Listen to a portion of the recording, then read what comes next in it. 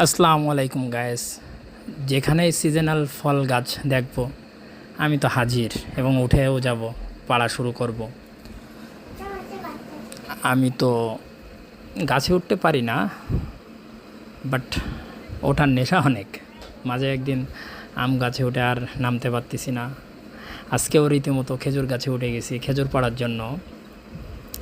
উঠতে পারতেছিলাম না,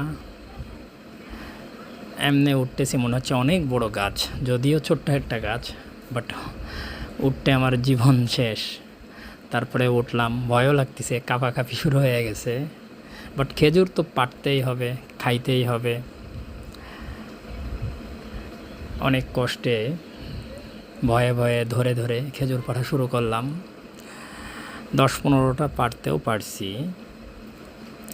খেজুরগুলো অনেক সুন্দর ছিল, পাকা খেজুর,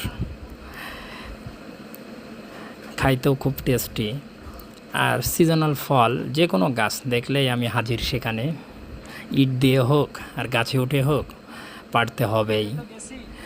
বাট খেজুর পাড়া শেষ, নামতে যেয়ে তো আমার সব কিছুই শেষ। অনেক কষ্ট করে একটা লাফ দিছি, আল্লাহ ভরসা, বাট বেঁচে আছি।